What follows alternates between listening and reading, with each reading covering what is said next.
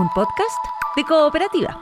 Este es el podcast de Lo que queda del día, una presentación de cooperativapodcast.cl, otra forma de escuchar. Estamos aquí en los estudios de Radio Cooperativa. Te damos la bienvenida a un nuevo episodio del podcast Lo que queda del día. Lo grabamos junto a Ulises Aldea. Yo soy Paula Molina y vamos a revisar la entrevista con el ex subsecretario de Relaciones Exteriores, Cristian Barros, quien acompaña a Michelle Bachelet, expresidenta chilena, que presentó su candidatura ante Naciones Unidas. Sobre el discurso que entregó, sobre los llamados a la esperanza, la cita a Violeta Parra, las declaraciones del presidente en Chile, reiterando que no se entrega el apoyo a la candidatura. De todo eso y más, escuchas en esta entrevista.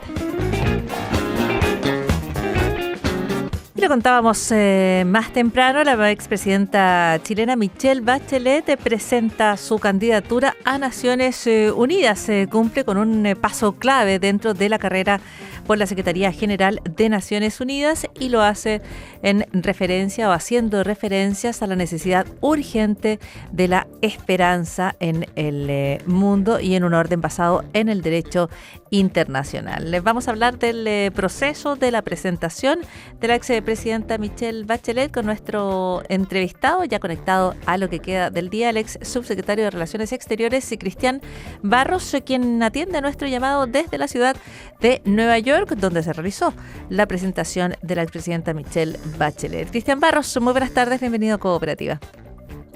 Hola, ¿qué tal, Paula? ¿Cómo estás? Muy bien, muchísimas gracias por estos minutos con la radio. Me gustaría partir preguntándole por su evaluación respecto a cómo se recibió el discurso de la ex presidenta, cómo se recibieron los énfasis que ella plantea en esta intervención, donde, entre otras cosas, parte hablando de su propia experiencia en Chile, la experiencia de su familia, de su padre y el sufrimiento personal de las consecuencias de momentos en los cuales se traiciona el Estado de Derecho.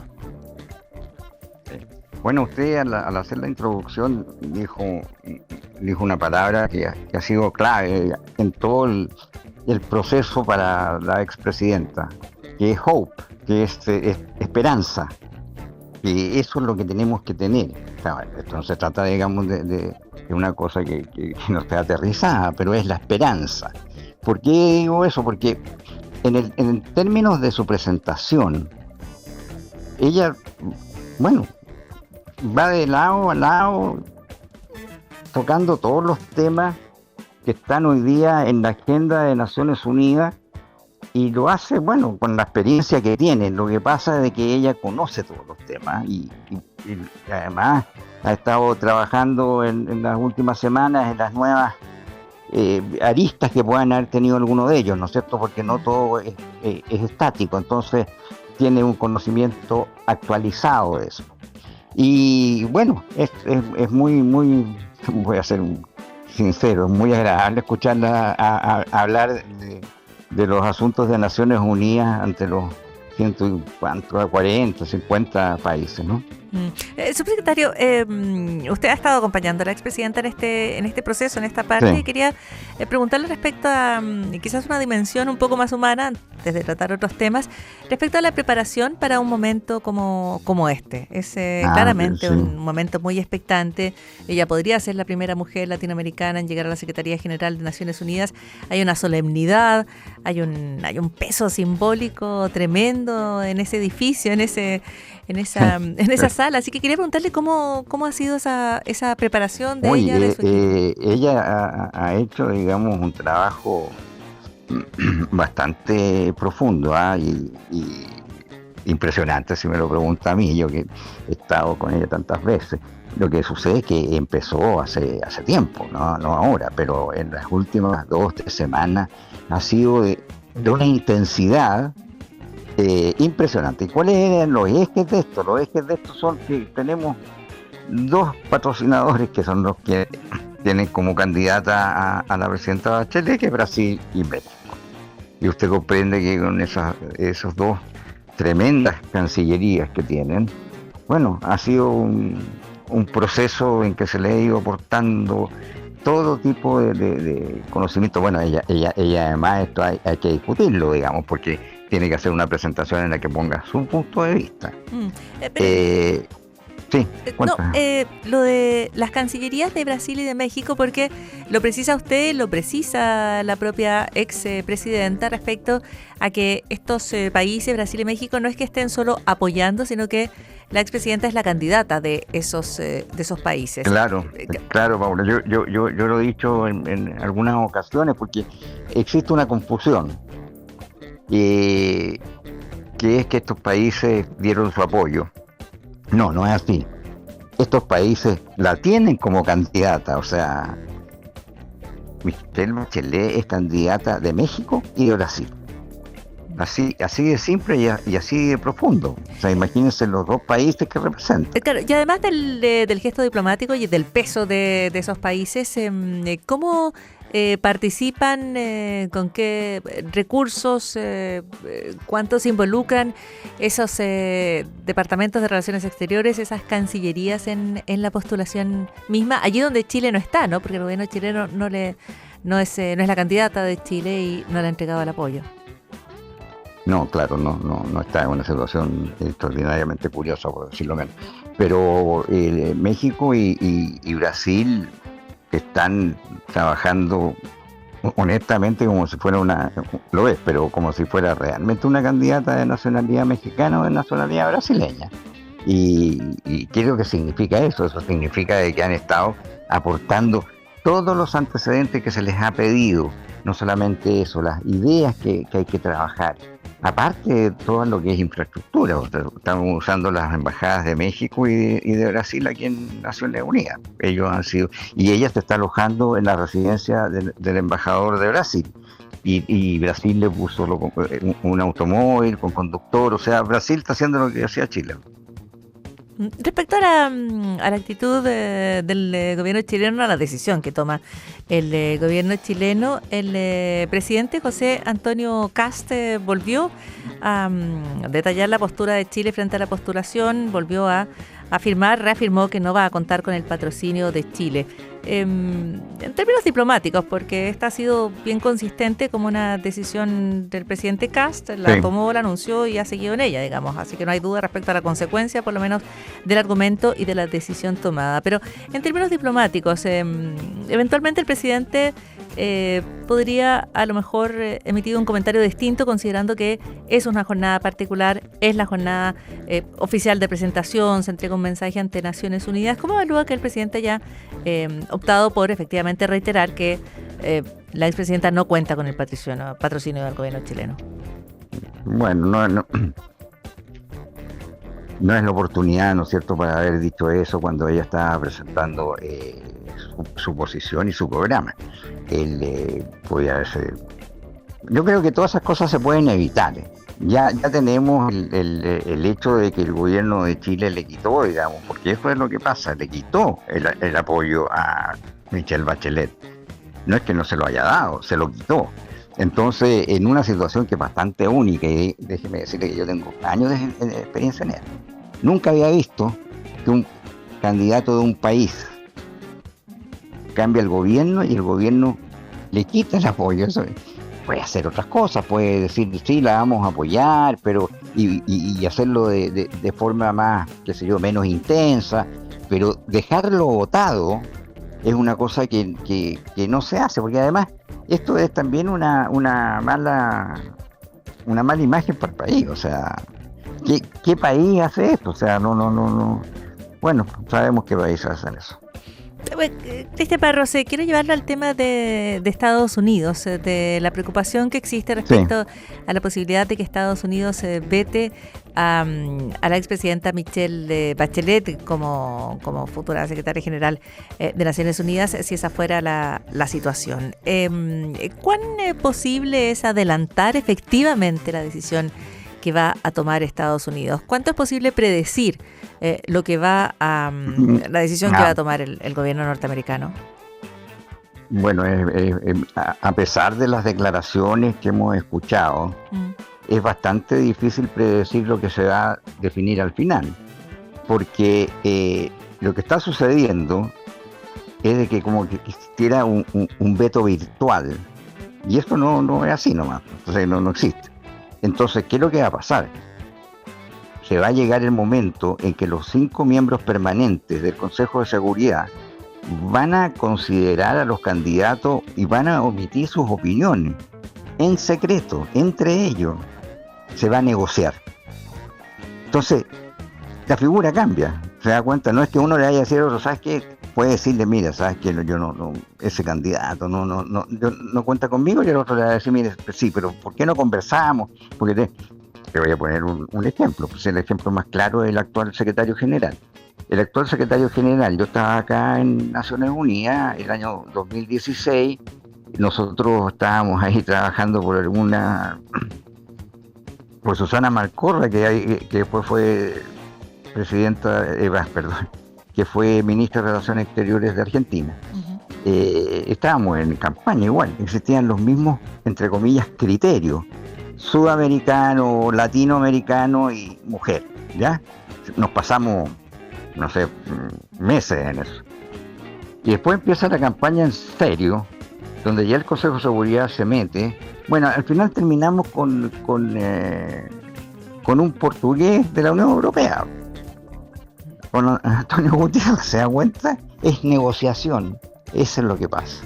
No es que usted ni yo vamos a saber quién vetó a quién, sino que se va a negociar. Van a negociar los 5 grandes, como lo hacen en casi todas las cosas. Después de la presentación que se realizó hoy, ¿usted se siente más confiado en las posibilidades de la candidatura de la expresidenta? Sí, absolutamente. A ver, no quiero parecer como si estuviera haciendo un hincha, digamos, en la barra, ¿no? O sea, lo que pasa es que ella, como hizo una exposición extraordinaria, después contestó las preguntas, 3 horas, 3 horas de preguntas, todas con el impronte que significa como ella las contesta, poniéndose ella como si fuera secretaria general, no como si fuera expresidenta, etcétera. Y ese es un tremendo esfuerzo de análisis. Y después la conferencia de prensa final, bueno, yo claro que quedo contento, porque lo único que quiero es que nos vaya bien. Sí, me imagino. Finalmente, Cristian Barros, un poco volver a la pregunta que yo le hacía al inicio de esta conversación, y tiene que ver con las referencias al testimonio familiar, a la historia personal que hizo la expresidenta allí frente a Naciones Unidas, ¿no? Cuando ella dice que su historia, que su relato es de tantos millones de personas, cuando falla el orden internacional, cuando falla el orden del derecho internacional, ¿no es cierto?, en referencia a los hechos en Chile, al golpe de Estado del 73. Pero espectacular. ¿Cuánta importancia tienen esos relatos personales, biográficos, dentro de un espacio como Naciones Unidas? Son muy apreciados, porque en realidad es ver, digamos, quién es la persona que tienes al frente, ¿no? Y que te diga, mira, yo soy esta persona, yo vengo de acá, y además con esta experiencia, no vamos a ver, experiencia quizás es una mala palabra, pero con esta historia, que es una historia que tienen más de la mitad de los países que están presentes ahí. O sea, eso hay que tenerlo claro. O sea, cuántas dictaduras o países que han salido de la dictadura están ahí presentes, mucho.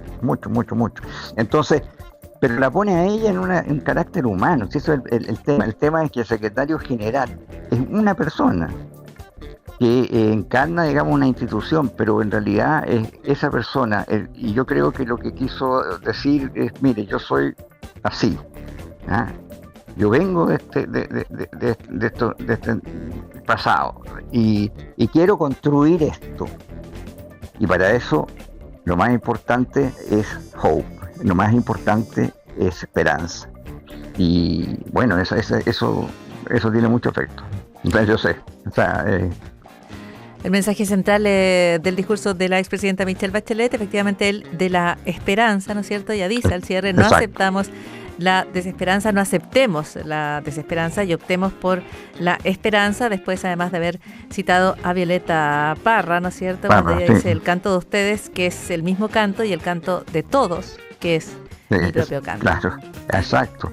Y si usted lo mira desde acá, Paula, perdóneme, esto es una última línea, lo mira desde acá, usted es increíble el problema que tenemos enfrente. Nosotros lo miramos desde Chile y de repente como que nos miramos el ombligo, pero tenemos un mundo que se ha desordenado, que estamos a la deriva, que no sabemos qué es lo que va a pasar. Imagínense, o sea, estamos realmente en una situación crítica.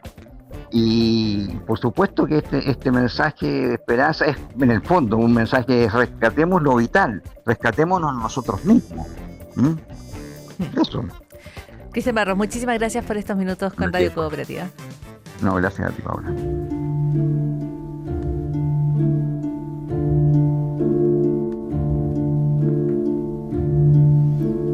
¿Y sabías que los baobabs, los árboles majestuosos de Madagascar, son más que siluetas inspiradoras en el horizonte, son más que el material de literatura como El Principito?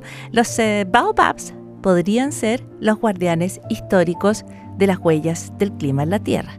Estos árboles colosales han estado aquí por muchísimo tiempo y de manera silenciosa han ido guardando los registros de los cambios en el clima año a año, década a década. La ciencia cree hoy que a través de estos árboles que guardan los récords, por ejemplo, de las lluvias de hace más de 700 años en sus propios troncos, pueden entender qué es lo que ha ido ocurriendo en términos del clima. Lo mismo, la composición química de los árboles le puede contar a la ciencia algunos secretos respecto a, por ejemplo, cómo lograron sobrevivir en tiempos de grandes sequías o el impacto de las actividades humanas alrededor de ellos. Los baobabs comúnmente son descritos como cápsulas del tiempo de la naturaleza, porque en los anillos de sus troncos hay información respecto a los cambios en las lluvias, en las precipitaciones, en las sequías, pero además en los cambios químicos que describíamos van afectando también esos anillos y por lo tanto los anillos pueden hablar. Los hallazgos o la forma de empezar a entender mejor esta información en los baobab están abriendo nuevas puertas para comprender y leer la naturaleza allí donde ella escribe, por ejemplo, en estos majestuosos árboles de Madagascar. Y eso también es parte de lo que queda del día.